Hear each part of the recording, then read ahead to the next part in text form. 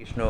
আজকে আমি আপনাদেরকে সাংখ্যযোগের ৩১তম শ্লোকে ভগবান নিজের ধর্ম অপেক্ষা যে অন্যের ধর্মের কি করা উচিত এবং কি করা উচিত না সেগুলির ব্যাপারে আমাদেরকে উপদেশ দিয়েছেন।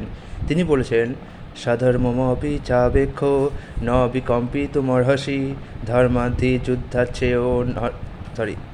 যুদ্ধাচ্ছেয় হন্যৎ ক্ষত্রিয়স্য ন বিদ্যতে।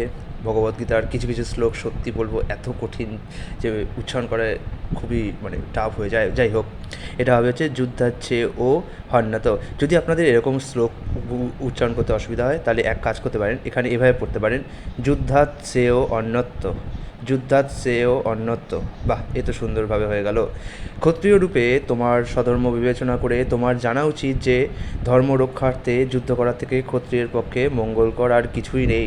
তাই তোমার দ্বিধাগ্রস্ত হওয়া উচিত নয়। এর তাৎপর্য প্রভুপাদ আমাদের বলছেন, চতুর্বর্ণের দ্বিতীয় বর্ণকে বলা হয় ক্ষত্রিয়। ব্রাহ্মণ, ক্ষত্রিয়, বৈশ্য, শূদ্র, এদের কাজ হচ্ছে রাজ্য শাসন ও প্রজা পালন করা।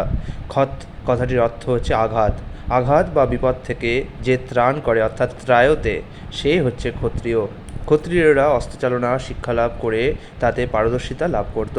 তাদের এই শিক্ষার একটি অঙ্গ হচ্ছে বনে গিয়ে হিংস্র পশু শিকার করা। এভাবে অস্ত্র শিক্ষা সমাপ্ত হলে ক্ষত্রিয় সন্তান বনে গিয়ে হিংস্র বাঘকে যুদ্ধে আহ্বান করত এবং শুধু তলোয়ার হাতে সেই বাঘের সঙ্গে যুদ্ধ করে তাকে নিধন করত। তারপর সেই বাঘকে পূর্ণ রাষ্ট্রীয় মর্যাদার সঙ্গে সৎকার করা হতো। এই প্রথা আজও জয়পুরের ক্ষত্রিয় রাজপরিবারে প্রচলিত আছে। ক্ষত্রিয়েরা শত্রুকে যুদ্ধে আহ্বান করে তার প্রাণ সংহার করতে দ্বিধা করে না। রাজ্য শাসন ও প্রজাপালনের জন্য এই প্রথার প্রয়োজন অপরিহার্য। তাই ক্ষত্রিয়েরা সরাসরিভাবে সন্ন্যাস গ্রহণ করতে পারে না।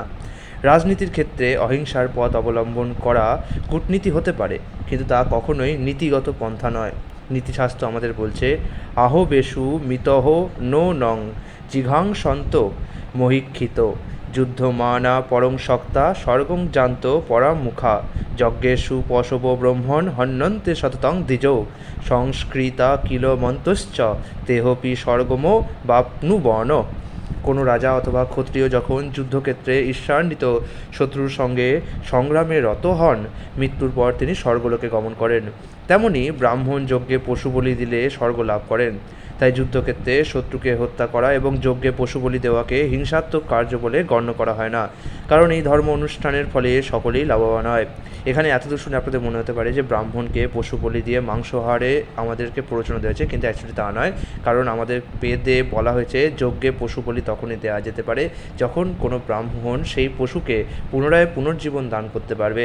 সুতরাং কোনো ব্রাহ্মণের যদি এরকম বিদ্যা জানা না থাকে তাহলে সে পশু বলি দেওয়ার অযোগ্য ব্রাহ্মণ বলে বিবেচিত হবে। আগেকার দিনে যে সমস্ত যজ্ঞগুলি হতো সেখানে প্রায় জরাগ্রস্ত পশু, যাদের মৃত্যু প্রায় আসন্ন, তাদেরকে এই জরাদেহ থেকে মুক্তি লাভ দেওয়ার জন্যে বলি দেওয়া হতো, যাতে তারা পুনর্জীবন লাভ করতে পারে। এবং কোনো কোনো ঋষি তো এতই ক্ষমতাবান ছিল যে তারা সেই মরা মৃত পশুকেও পর্যন্ত জীবিত করতে পারতেন। তাই জন্যই তো কলিকালে বলা হয়েছে যে যজ্ঞে পশু বলি কেন, কোনো যজ্ঞই এখন করা যাবে না, কারণ এই কলিকালে কোনো সেরকম নিষ্ঠাবান ব্রাহ্মণ প্রায় দুর্লভই বলতে গেলে। যাই হোক, যজ্ঞে উৎসর্গীকৃত পশু জৈব বিবর্তনের মাধ্যমে ধীরে ধীরে উন্নত থেকে উন্নততর জীবদেহ ধারণ না করে সরাসরিভাবে মনুষ্য শরীর প্রাপ্ত হয় এবং সেই যজ্ঞের ফলে দেবতারা তুষ্ট হয়ে মর্তবাসীদের ধনৈশ্বর্য দান করেন। অর্থাৎ যে পশুকে যজ্ঞে হত্যা করা হয়, বলি দেওয়া হয়, তাকে আর বিভিন্ন জনি পার করতে হয় না। হয়তো সে গরু ছিল, গরুর পরে তাকে ভেড়া বা উট এসব হতে হয় না, সে সরাসরি মানুষ হয়ে যায় পরবর্তী জীবনে। সুতরাং ধর্মাচরণ করলে এভাবেই সকলেই লাভবান হয়। স্বধর্ম দুই রকমের। জড় বন্ধনমুক্ত না হওয়া পর্যন্ত জীবকে শাস্ত্রের বিধান অনুযায়ী তার দেহের ধর্ম পালন করতে হয় এবং তার ফলে সে জড়বন্ধন থেকে মুক্ত হয়। মুক্ত অবস্থায় জীব তার অপ্রাকৃত স্বরূপে অধিষ্ঠিত থাকে, তখন তার আর দেহাত্মবুদ্ধি থাকে না। তাই জড়জাগতিক অথবা দেহগত আচার অনুষ্ঠান তাকে আর করতে হয় না। শাস্ত্রের বিধান অনুসারী বদ্ধ অবস্থায় দেহাত্মবুদ্ধি স্তরে জীবের ব্রাহ্মণ, ক্ষত্রিয়, বৈশ্য, শূদ্র এই চারটি স্তর থাকে এবং ধর্ম থাকে। এই ধর্ম আচরণ করা তাদের অবশ্য কর্তব্য। ভগবান নিজেই গুণ ও কর্ম অনুসারে এই স্বধর্ম নির্ধারিত করেছেন এবং এই সম্বন্ধে চতুর্থ অধ্যায়ে বিশেষভাবে আলোচনা করা হয়েছে। দেহগত ধর্মকে স্বধর্মকে বলা হয় বর্ণাশ্রম ধর্ম অথবা মানুষের পারমার্থিক উন্নতি লাভের উপায়। বর্ণাশ্রম ধর্ম অথবা জরা প্রকৃতির নির্দিষ্ট গুণ অনুসারে প্রাপ্ত দেহটির দ্বারা অনুষ্ঠিত বিশেষ কর্তব্যকর্মের স্তর থেকে মানব সভ্যতা শুরু হয়। জীবনের প্রতিটি ক্ষেত্রে উচ্চ কর্তৃপক্ষের নির্দেশ অনুসারে এই বর্ণাশ্রম ধর্ম আচরণ করার ফলে মানুষ ক্রমে ক্রমে উচ্চ থেকে উচ্চতর জীবন প্রাপ্ত হয়ে অবশেষে জড়বন্ধন থেকে মুক্ত হয়। হরে কৃষ্ণ।